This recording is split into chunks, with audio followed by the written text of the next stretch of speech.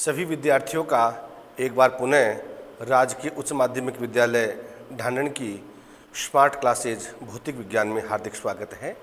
विद्यार्थियों, हमारा स्थिर विद्युतिकी वाला जो चैप्टर चल रहा है, कल की कक्षा में हम लोगों ने यह जाना था कि विद्युत क्षेत्र की तीव्रता को प्रदर्शित करने हेतु विद्युत बल रेखाएं खींची जाती है, या हम कह सकते हैं विद्युत क्षेत्र के तीव्रता के प्रारूप की व्याख्या यदि करनी हो तो विद्युत बल रेखाओं से की जाती है। आपको मैंने कल बताने का प्रयास किया था, पुनः उसको दोहरा देता हूँ। सभी बच्चे ध्यान देना, यह कोई आवेशित पिंड है। इस आवेशित पिंड के चारों ओर के क्षेत्र में यदि विद्यार्थियों कोई अन्य आवेश है, कोई भी हो सकता है, यह अन्य आवेश बल की अनुभूति करेगा। यदि यह आवेश चलने के लिए स्वतंत्र है तो विद्यार्थियों यह किस दिशा में चलेगा? यह बल की दिशा में गति करेगा। यदि बल की दिशा लगातार परिवर्तित हो रही हो तो आप लोगों को ध्यान है कि यह जो आवेशित कण है वह सीधी रेखा में गति नहीं करेगा। सीधी रेखा में गति नहीं करेगा, इसका मतलब किस प्रकार के पथ के अनुदिश गति करेगा? यह वक्रीय पथ के अनुदिश गति करेगा। इसका मतलब यह जो धनावेश के चलने का जो पथ है वो अपने आप में क्या कहलाती है? विद्युत बल रेखाएं। आपको मैंने कल इसकी परिभाषा नोट करवा दी थी, एक बार पुनः सुन लीजिए। विद्युत क्षेत्र की तीव्रता को प्रदर्शित करने हेतु विद्युत बल रेखाएं वे काल्पनिक सतत निष्कोण वक्र है जिनके अनुदिश एकांक धनावेश चलता है। अब बच्चों, ये जो विद्युत बल रेखाएं हैं ये कैसे खींची जाए, कल आपको मैंने बताया था, एक बार पुनः थोड़ा ध्यान दे लीजिए। मान लीजिए आपके पास में स्रोत आवेश के रूप में धनावेश है। इस धनावेश के चारों ओर का यह क्षेत्र जिसको हम बोलते हैं इसका विद्युत क्षेत्र। इस विद्युत क्षेत्र में आप किसी भी बिंदु पर यदि धनावेश को लाने का प्रयास करेंगे, आपको पता है प्रत्येक अवस्था में यह इसको क्या करेगा? प्रतिकर्षित करेगा। इसका मतलब विद्यार्थियों, हम लोगों ने यह जान लिया है कि यदि धनावेश है इसके लिए आप कहेंगे जो विद्युत बल रेखाएं हैं वे आवेश से अनंत की ओर यानी बाहर की ओर होती है। यदि हमारे पास में धनावेश है तो विद्युत बल रेखाओं की दिशा किधर हो गई है भाई? आवेश से अनंत की ओर। थोड़ा ध्यान दे लेना, ये यहाँ पर इस लाइन को मिला लेना। आगे बढ़ते हैं। यदि यहाँ पर धनावेश नहीं होकर बच्चों ऋणावेश है, ये माइनस क्यू है। माइनस क्यू हो चाहे प्लस क्यू हो, इसके भी चारों ओर का एक असीमित क्षेत्र जिसे हम बोलते हैं इसका विद्युत क्षेत्र। यदि इस प्रभाग में विद्यार्थियों हम लोग धनावेश को लाने का प्रयास करेंगे, पहले से मौजूद कौन सा है? ऋणावेश। ऋणावेश और धनावेश एक दूसरे को क्या करते हैं? आकर्षित करते हैं। इसका मतलब प्रत्येक अवस्था में विद्यार्थियों जो विद्युत बल रेखाएं हैं वे अनंत से आवेश की ओर होगी। तो यहाँ पर आप लोगों को एक बहुत ही महत्वपूर्ण निष्कर्ष समझ लेना चाहिए कि जब धनावेश होता है तो बच्चों विद्युत बल रेखाएं हैं, यानी जो विद्युत क्षेत्र की तीव्रता है उसकी डायरेक्शन होती है बाहर की ओर। यदि ऋणावेश है तो विद्युत क्षेत्र की जो दिशा है वो होती है अनंत से आवेश की ओर, अंदर की ओर। समझ गए बात को? आगे बढ़ते हैं। सबके बात क्लियर होती जा रही है। इसके बाद में यदि बच्चों आवेशों का युग्म हो, ये सारी बातें आपको मैं इसलिए बता रहा हूँ ताकि आप लोगों को विद्युत बल रेखाओं के गुणों को रटना नहीं पड़े। यहाँ से सारी बात आपके समझ में आ जाएगी। देखना, ध्यान देना, ये एक प्लस क्यू है और यह है माइनस क्यू, यानी ये आवेश का युग्म हो गया है। आपको ध्यान है धनावेश और ऋणावेश एक दूसरे को क्या करते हैं? आकर्षित करते हैं। तो यहाँ से बच्चों जो विद्युत बल रेखाएं हैं वो धनावेश से शुरू होगी और कहाँ पर समाप्त होगी? ऋणावेश पर। सर्वत्र यही स्थिति बनेगी, धनावेश से शुरू होगी और ऋणावेश पर समाप्त होगी। धनावेश से शुरू होगी और ऋणावेश पर समाप्त होगी। आप कहीं पर भी धनावेश और ऋणावेश के लिए बात करेंगे तो आप यह कहेंगे कि ये धनावेश से शुरू होगी और ऋणावेश पर समाप्त होगी। आप वो भी देख रहे हैं, धनावेश के लिए तो बाहर की ओर और ऋणावेश के लिए अंदर की ओर। ये देखिए अंदर की ओर, धनावेश के लिए बाहर की ओर आ रही है, ऋणावेश के लिए अंदर की ओर आ जाएगी। तो इस आधार पर बच्चों आप लोगों को परीक्षा में 1 नंबर का प्रश्न पूछे कि बिंदु आवेश धनात्मक आवेश हो, उसके लिए बल रेखाएं खींचिए। आपको मैंने पहले चित्र में बताई थी, वो डायरेक्शन हो जाएगी आवेश से अनंत की ओर, बाहर की ओर। ऋणावेश की बात हो तो आप कहेंगे विद्युत बल रेखाएं होगी वो अनंत से आवेश की ओर, अंदर की ओर। और यदि आवेशित 2 आवेशों का युग्म है तो आप क्या बोलेंगे, विद्युत बल रेखाएं कहाँ से शुरू हो रही है, धनावेश से, और कहाँ पर समाप्त हो रही है, ऋणावेश पर। तो बच्चों अब आपको मैं ये जो बल रेखाएं खींची है इसके आधार पर एक बहुत ही महत्वपूर्ण टॉपिक नोट करवा रहा हूँ। नोट्स वाली कॉपी निकालिए, हेडिंग डालो विद्युत बल रेखाओं के गुण। परीक्षा में संभवतः ये प्रश्न आ सकता है 1 नंबर का, विद्युत बल रेखाओं के कोई 2 गुण लिखिए। आप अच्छी तरह से समझना, रटना नहीं है। विद्युत बल रेखाओं के गुण आपके सामने है चित्र। विद्युत बल रेखाएं कहाँ से शुरू हो रही है, धनावेश से, कहाँ पर समाप्त हो रही है, ऋणावेश पर।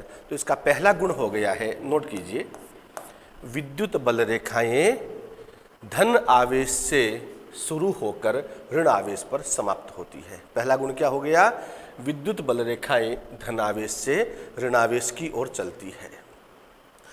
दोबारा ध्यान दीजिए, दूसरे गुण की बात करते हैं। ये जो विद्युत बल रेखाएं हैं बच्चों, कहीं पर भी आप किसी की बात कर लीजिए, इन विद्युत बल रेखाओं के किसी भी बिंदु पर यदि आपने टेंजेंट लाइन खींच दी है, स्पर्श रेखा खींच दी है, तो वह स्पर्श रेखा, जैसे आप इस बिंदु की बात कर रहे हैं, इस बिंदु पर आपने स्पर्श रेखा खींच दी, तो यह स्पर्श रेखा विद्यार्थियों उस बिंदु पर विद्युत क्षेत्र की तीव्रता की डायरेक्शन को प्रदर्शित करेगी। कहीं पर भी, चाहे आप यहाँ पर ले लीजिए, चाहे आप यहाँ पर ले लीजिए, कोई भी बिंदु आप यदि लेते हैं, उस बिंदु पर यदि आपने स्पर्श रेखा खींच दी है तो वह स्पर्श रेखा किसको बताएगी, विद्युत क्षेत्र की तीव्रता की दिशा को। तो दूसरा गुण लिखिए, विद्युत बल रेखाओं के किसी भी बिंदु पर, चाहे ये बिंदु हो, चाहे ये बिंदु हो, चाहे कोई भी बिंदु हो, विद्युत बल रेखाओं के किसी भी बिंदु पर खींची गई स्पर्श रेखा उस बिंदु पर विद्युत क्षेत्र की तीव्रता की दिशा को प्रदर्शित करती है। विद्युत बल रेखाओं के किसी भी बिंदु पर खींची गई स्पर्श रेखा उस बिंदु पर विद्युत क्षेत्र की तीव्रता की दिशा को प्रदर्शित करती है। तीसरा और महत्वपूर्ण गुण, सबसे महत्वपूर्ण गुण है, देखो बच्चों आप देख रहे हैं ये जो विद्युत बल रेखाएं हैं कहीं पर भी ऐसी स्थिति में नहीं है। इसका मतलब ये विद्युत बल रेखाएं एक दूसरे को नहीं काट रही है। तो इसका महत्वपूर्ण गुण है विद्युत बल रेखाएं एक दूसरे को कभी नहीं काटती है। नोट कीजिए तीसरा गुण, विद्युत बल रेखाएं एक दूसरे को कभी नहीं काटती है। बच्चों राजस्थान बोर्ड की परीक्षा में और सीबीएसई बोर्ड परीक्षा में प्रश्न आया हुआ है अनेकों बार, क्या कारण है विद्युत बल रेखाएं एक दूसरे को कभी नहीं काटती है। तो आप समझना, यदि मान लीजिए ये एक दूसरे को काटेगी, देखना ऐसी स्थिति बनती है, तो इस स्थिति में क्या होगा, ये जो बिंदु है इस बिंदु पर स्पर्श रेखा ये हो गई, विद्युत क्षेत्र की तीव्रता की दिशा होगी। यदि हम इस पर खींचे तो ये डायरेक्शन होगी। इसका मतलब यदि ये दोनों काटेगी तो हम कह सकते हैं कि विद्युत क्षेत्र की तीव्रता की दिशा के कितने मान हो गए, 2 मान। और जब हमें पता है कि एक ही बिंदु पर विद्युत क्षेत्र की तीव्रता के 2 मान कभी संभव नहीं होते हैं। तो तीसरे गुण को आप डिटेल में नोट कर लीजिए, पुनः सुन लीजिए। तीसरा गुण लिखो, विद्युत बल रेखाएं एक दूसरे को कभी नहीं काटती है। और इसके आगे लिखिए, यदि ये दोनों एक दूसरे को काटती है, इसका मतलब यह हुआ कि उस बिंदु पर विद्युत क्षेत्र की तीव्रता के 2 मान होंगे जो कभी संभव नहीं होते हैं। इसका अलग से प्रश्न बनता है। प्रश्न यह बनता है, आप लोग होमवर्क में नोट भी कर लेना, प्रश्न यह बनता है विद्युत बल रेखाएं एक दूसरे को कभी नहीं काटती है, क्यों? तो आपका जवाब क्या होगा, यदि विद्युत बल रेखाएं एक दूसरे को काटेगी, इसका मतलब उस बिंदु पर विद्युत क्षेत्र की तीव्रता के कितने मान होंगे, 2 मान होंगे जो कभी संभव नहीं होते हैं। तीसरे गुण की बात कर ली। ध्यान देना बच्चों, आप लोग जब पहला पाठ पढ़ेंगे, डिटेल में जाएंगे, इसकी प्रॉब्लम सोल्व करेंगे, तो आप लोग पाएंगे कई जगह तो ऐसी स्थिति बनेगी विद्यार्थियों, विद्युत बल रेखाएं एक दूसरे के काफ़ी पास पास हैं, यानी ये सघन है। और कई जगह आप देख रहे हैं ऐसी स्थिति बनती है कि ये विद्युत बल रेखाएं एक दूसरे से काफ़ी दूरी पर है। तो जहाँ पर बल रेखाएं काफ़ी सघन होती है, इसका मतलब वहाँ पर विद्युत क्षेत्र का मान अधिक होता है, और जहाँ पर ये सघन नहीं होती है वहाँ विद्युत क्षेत्र का मान कम होता है। चौथा को नोट कीजिए, विद्युत बल रेखाएं जहाँ सघन होती है वहाँ विद्युत क्षेत्र का मान अधिक होता है। विद्युत बल रेखाएं जहाँ सघन होती है वहाँ विद्युत क्षेत्र का मान अधिक होता है, तथा जहाँ ये रेखाएं सघन नहीं होती है वहाँ विद्युत क्षेत्र का मान कम होता है, तथा जहाँ ये रेखाएं सघन नहीं होती है वहाँ विद्युत क्षेत्र का मान कम होता है। आगे बात समझ में। ये विद्यार्थियों विद्युत बल रेखाओं के कुछ गुण थे। एक और गुण आप चाहें तो लिख सकते हैं, देखो ध्यान देना, जैसे ये बल रेखा प्लस क्यू से चली, यहाँ पर माइनस क्यू पर समाप्त हो रही है, ये इस प्रकार से चल रही है, तो आप देखिए लगभग कोण कितने डिग्री का हो गया, ये 90 डिग्री का।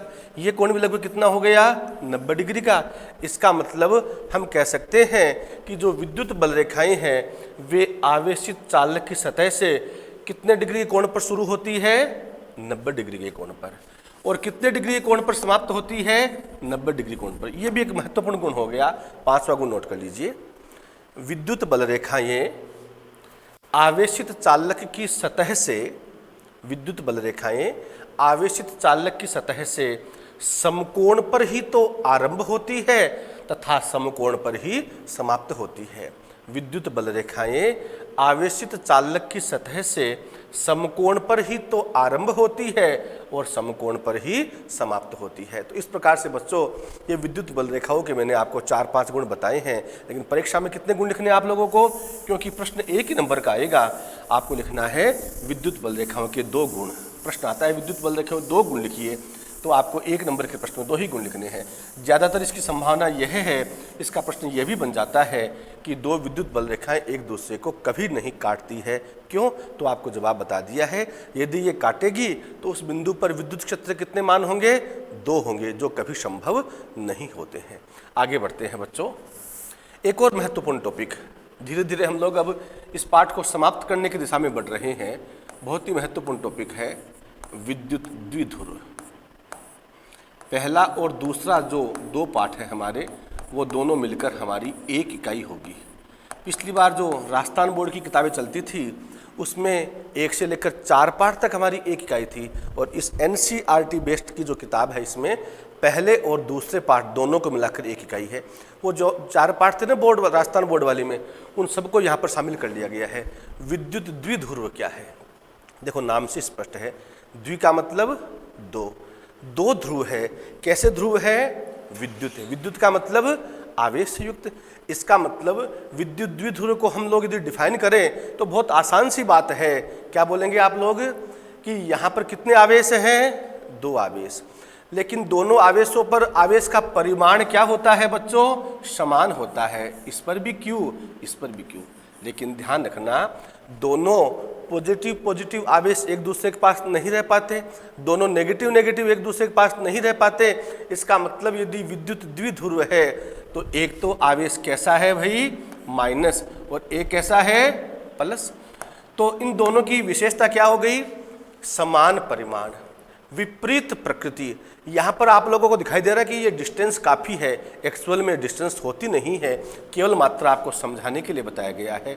इसका मतलब बच्चों आप क्या बोलेंगे, समान परिमाण विपरीत प्रकृति वाले आवेशों का एक ऐसा युग्म जिसमें दोनों आवेश एक दूसरे के बहुत ही निकट स्थित होते हैं, तो उस युग्म को हम क्या बोलते हैं, विद्युत द्विध्रुव। लिखो बेटा परिभाषा, काफ़ी महत्वपूर्ण है।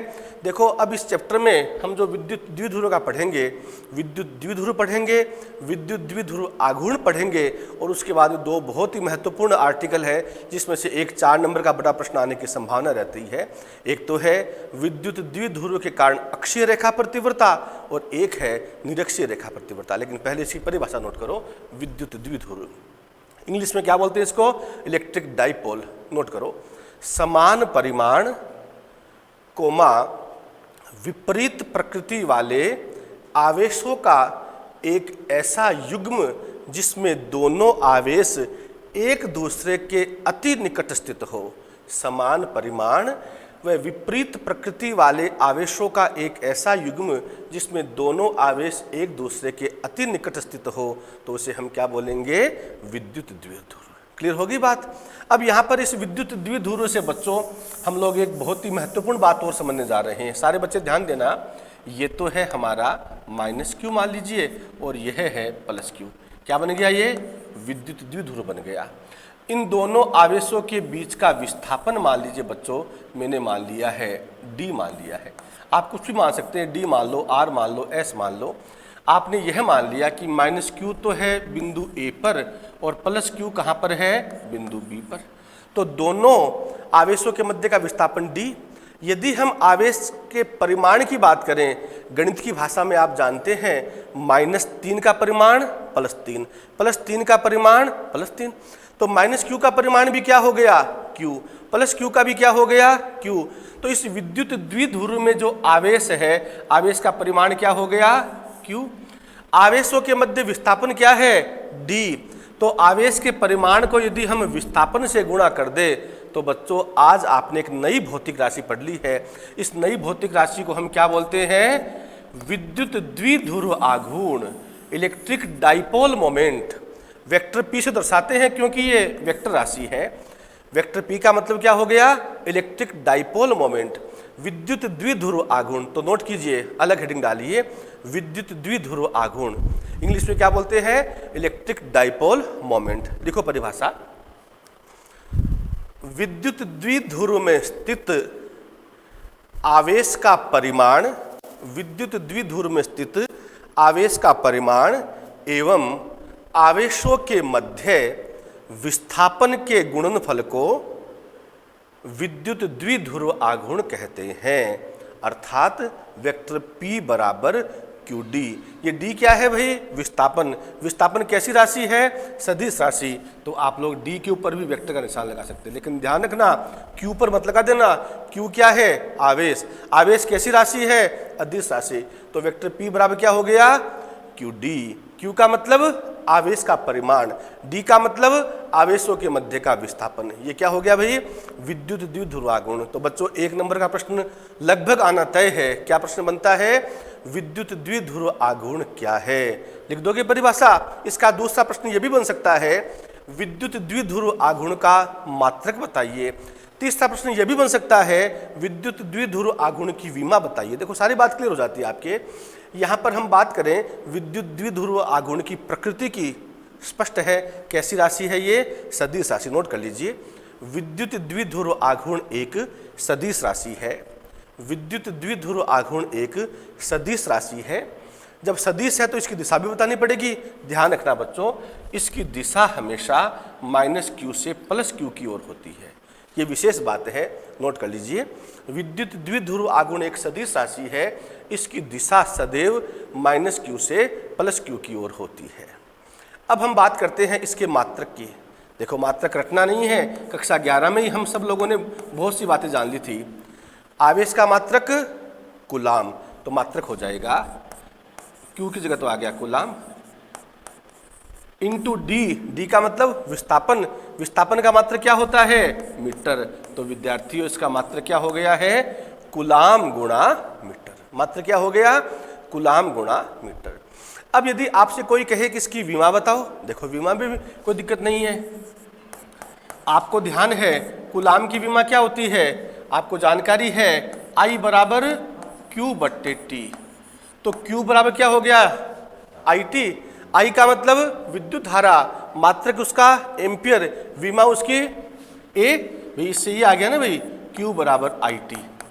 तो हम कह सकते हैं इस आवेश की जगह क्या आ जाएगा, I की जगह तो A और T की जगह T, और ये जो मीटर है, मीटर की विमा क्या होती है, लंबाई चौड़ाई ऊंचाई गहराई सब की विमा क्या होती है L। तो बेटा विमा क्या होगी इसकी ATL। हम लोग रोजाना अखबार में पढ़ते हैं ना, ATM की बात आती है, आज से आपने जान लिया है इसकी विमा क्या होगी, ATM नहीं बोलेंगे ATL।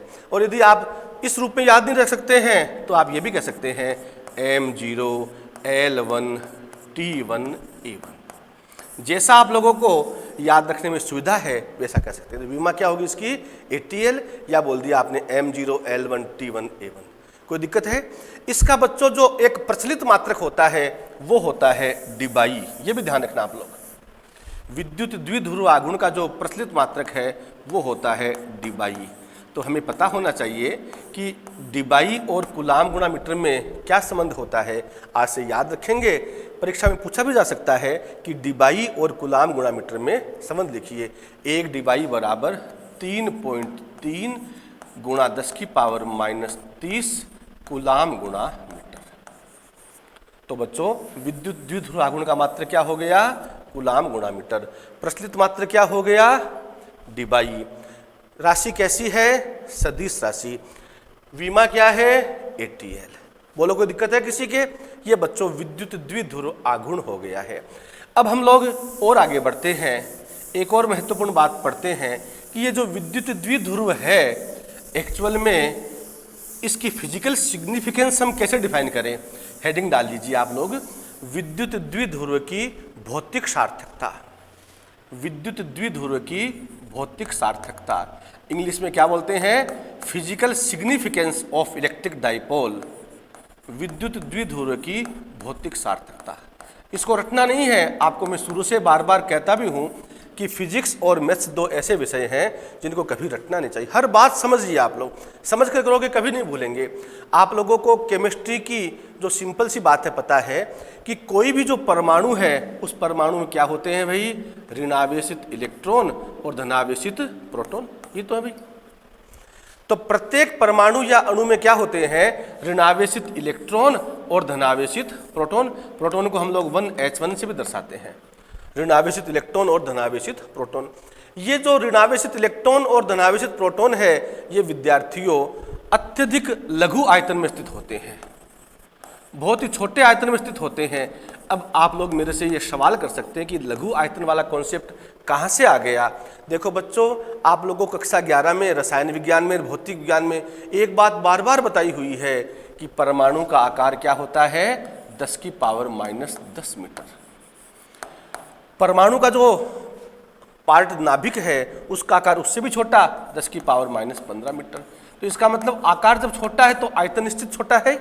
तो हम क्या बोलेंगे कि किसी भी परमाणु में ऋणावेशित इलेक्ट्रॉन और धनावेशित प्रोटॉन अत्यधिक लघु आयतन में स्थित होते हैं।